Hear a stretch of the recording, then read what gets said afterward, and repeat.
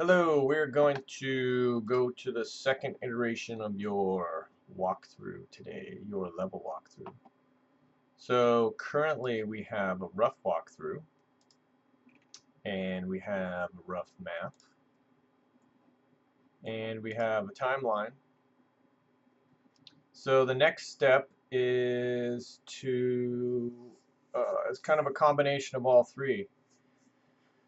Update your walkthrough. We need more detail in there. We just don't need one-line descriptions. We need to think a little bit deeper than that. And your map needs to be fleshed out in greater detail. So you can kind of go back and forth between these two at this point. You can make your map cleaner, go into Illustrator, go into Photoshop, start making it more legible. Mine obviously is a bunch of scribbles right now that makes complete sense to me, but I'm going to have to clean it up for other people on the team. Can reference my timeline to keep my head clear. I know what the intent of the entire level is about, and these clean marks on the timeline with very to the point descriptions make sure I understand exactly what's supposed to happen here. So the walkthrough, we have a rough walkthrough, and what I need to do is really make sure all these fields are filled out correctly, and I really start getting more description in the mission walkthrough section. So that's where I'm going to go. So currently we have some pretty simple one-line descriptions, and the only bullet point I have is on number 1, where I give a general description of the area around your start point. We need to take that a little bit farther. So if we go to my updated version 2 walkthrough, I now found a cool C.H.U.D poster, which I put in there just for kicks, which adds a nice touch, gives people a little more immersed in what you're doing. This I believe is generally the same. This is the same as my first. I like these sentences. I like this general setup. This is the same. Didn't really need to add anything here. And gameplay mechanics. Now I've changed it to armed only with a large wrench. Must run down the streets, avoid C.H.U.Ds, and climb onto the roof to escape. Aha! So now I'm going to... I started as just use navigation and platform mechanics. Now I'm thinking I need a wrench to bash these guys in the head. Special mechanics none. I believe I had the kick to the face before. Yep, kick C.H.U.Ds in the face. I've moved on from that. I'm not going to do that. So again, you can see how things are evolving. And how did I come up with these ideas? How did I come up with this? Probably by making this map better. And as I'm drawing it out in Photoshop or Illustrator, I'm thinking through, what do I do when I jump on this box? What do I do when I jump on this box? What happens when I fall on the ground and the C.H.U.Ds charge me? How do I beat them off? Do I just instantly die? Or do I have some kind of weapon? Do I make it really difficult to beat them off? So if you fall on the ground, it's possible to survive, but very difficult.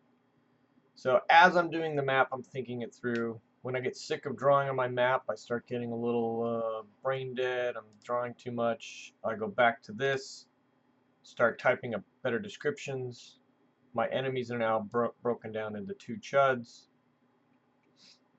My playable NPCs are the same. My victory condition is the same. Failure condition is the same. And and here is where I changed that in my last tutorial, but I ended up changing it in the second version, which states a very similar setup. The alley is enclosed by trash, debris, and an old broken fence. C.H.U.Ds wander about on the other side of the fence. Player only has one path, okay, up to the second floor window of an adjacent apartment building. So I changed that in my first version, but it's here as well.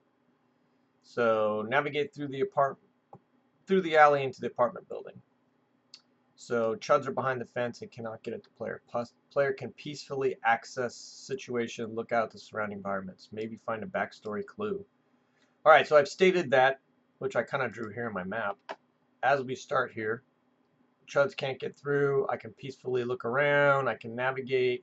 I can check out And I said maybe there's a backstory clue. Maybe that's what just alley's about. Maybe I go up here and read a newspaper on someone's doorstep. Go down this alley and find something. All these little details in this greater depth is what you need to do.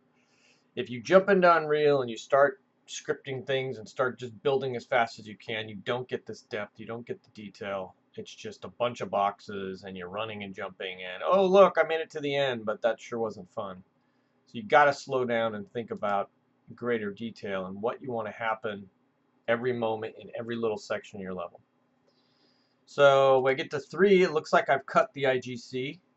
My family is no longer trapped in the apartment building. I'm going to cut that. I don't like that. And it looks like my bullet points all got grayed out accidentally. I'm not going to change that formatting for now. So navigate through the apartment building. It stayed the same, which I drew on my map. Apartment is safe. There are no CH.U.Ds. Okay, that's a good statement. We've decided that. Player can see across the loading dock alley and CH.U.Ds roaming the alley are roaming the alley. Only far window will let player leap out onto the truck. Alright, so I've stated that we're going to make sure the other windows are obviously dangerous or can't be jumped out of. It's a one-way path. Looks like at some point I wanted to have a swarm of CH.U.Ds come out of the sewer. I cut that. And why am I leaving it in gray? I like to see the edits over time, and I think other people in the development team a lot of the time want to see edits.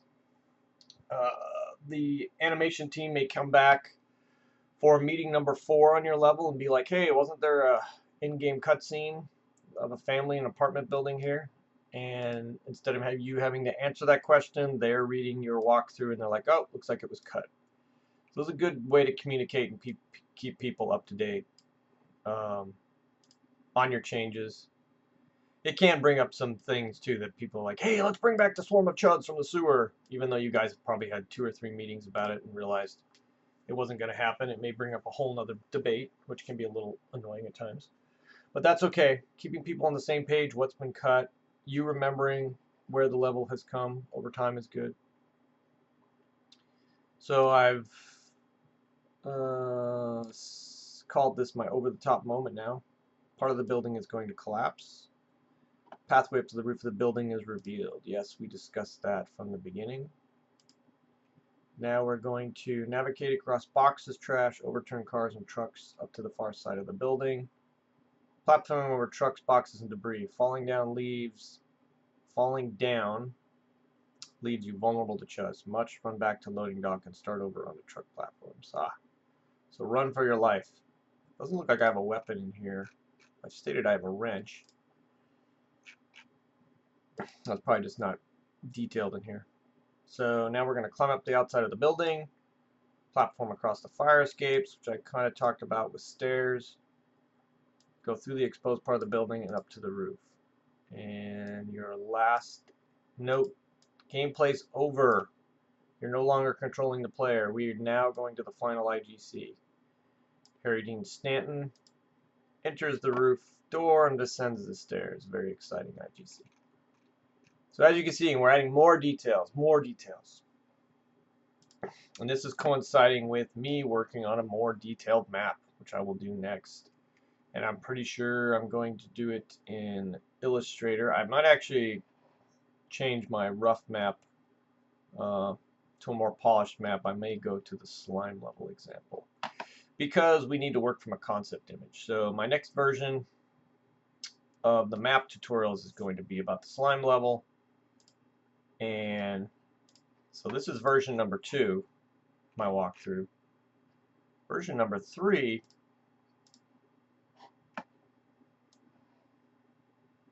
here we have version number 3.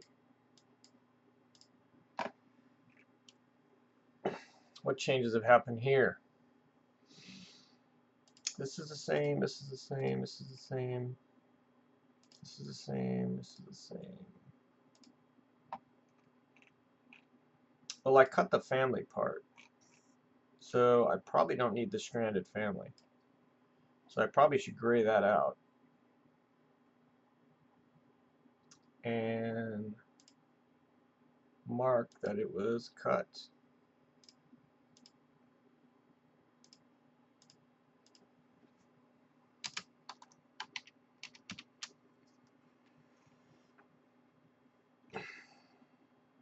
This looks the same. Aha! Now we're starting to see blue text. Oh no, what's the blue text for? So this is what I'm referring to as gameplay pockets. So any new cuts? Doesn't look like any new cuts. So what I'm doing here is really breaking out my gameplay and thinking through the pacing of my level. So I will go into further detail. I think I'm going to come up with a video of a couple games, and I will entitle the tutorial or video gameplay pockets to really show what a gameplay pocket is. So in this first alley, it's safe navigation, you walking around, and obviously it's stated here. This is just stating the start. So as we navigate through the alley, I want minor exploration. So I put minor in there because when I put exploration, there's an immediate question. Well, how big is it? Where can I go? Do I have to look in all the nooks and crannies and find things? Do I have to bump against the wall and hit the square button over and over again, hopefully finding some secret ammo like an old Resident Evil game? And then I put platforming. So I state that it's safe in here. You can look around and maybe find a backstory clue. The platforming is simple jumping and navigation. So right away, I'm not giving the player a challenge. He's not going to fall into lava. He's not going to die by chuds. It's just navigate, get used to the controls, where you are, get into the apartment. When you're in the apartment building, we're going to do some story development. There's no chuds in here, it's safe. So you get to walk around, look around, see more details. Player can see across the loading dock alley and chuds roaming the alley. Only far window will let the player leap out into the truck. See a better view of the alley around the outside of the windows. Learn more about the family's plight. So I cut this IGC, but it looks like the people are still in here. So now I'm going to go back up. Looks like on the other one, I cut them, but I don't think I did. Change, we're keeping the family. So you probably go up, talk to them a little bit, see what's going on. And I don't have anything stated in here if you're supposed to rescue them. Maybe it's just giving you a deeper sense of the plight of this family, what's going on. And now that I'm thinking about it, if you're going to have the family in there, where are you going to waste all these assets and time putting them in there unless there's a purpose? So is there some bonus if you rescue them? Is there a bonus if you get out in a certain amount of time, they get out safely? Is there a bonus if you go to the top, backtrack, and bring them food? These are things I should all think about instead of wasting my family just sitting there and hearing their story. Although, if presented correctly, it still could be worth it. Now we're talking about our trucks and boxes as we platform. Again, it's platforming here. In the apartment, it's story development and safe navigation. So immediately you're telling the player, I'm in this apartment, this is what I'm doing. There's no threats. There's no combat. I'm talking to people. I'm freely moving about, looking the environment, looking out windows, seeing the chuds move about. Now I leap out the window, and this is all about platforming. Platform across boxes, fences, trucks. As I get to a certain point, over-the-top moment happens. And then right here it states that I want to trigger this over-the-top moment, the collapsing building, in a safe spot. So maybe I'm on top of a truck, maybe I'm in an area that once I get there, no chuds could be there. It's not weird that suddenly the building's collapsing and I'm avoiding chuds. I want the player to be able to stop and watch it. And I could make it an IGC, or I could have an in-game event. Probably test that as I build the level. After it blows up, I'm going to do more navigation. Don't fall off the truck or boxes. You're vulnerable. You must run back. Now we're going to climb up to the outside of the building, and it's stating multiple gameplay pockets or multiple gameplay experiences here. I'm on a platform. I want to get to the exposed floor, and I want to see across the world I just came from. I want to see the distant burning buildings. I want to see my start point. I want to do more platforming. And I stated here I want the safe navigation. The last descent to the roof should be safe and easy. I don't know about the last descent, but when I'm on the roof, I think it should be safe and easy. So on the roof, there's no threat. Alright, so that's how I've iterated on my walkthrough multiple times. And I've been doing it by using my map, thinking about it, possibly building other things in Unreal with the block out, looking at my timeline, and really fleshing it out. This helps you immensely when you get to the process of building a level. And you're just building something and you're thinking, oh, should this be hard? Should this be easy? Oh, this is too easy. Now I gotta make it hard. You're totally guessing and putting this together. You really want to do it point by point, step by step through the level. Think about what type of gameplay I want, where I want it. And this helps you look at it and see the pacing as well. If this is super hard, difficult combat here, and then super difficult combat, super difficult combat, super difficult combat, you're like, oh, it's all just difficult combat. Hey, how about I get rid of some combat here and let the player just walk about, take a breath before they take on some lighter combat, and then it ramps up to more difficult combat. This really helps you look at the pacing of your level. And another thing people call it is a beat chart. You can set up a beat chart, which is a lot like a timeline, and just put in gameplay. You can put in, instead of showing how the level works itself out in a timeline, you can put up a beat chart and state simple platforming, medium platforming, super difficult platforming, combat, introduce new weapon, use the new weapon, boss fight, etc., etc. You can look at the beats in the level and in the mission and understand what kind of gameplay you got going on. Much easier to look at and figure out if you're overwhelming the player. Alright, that is the end result of your walkthroughs.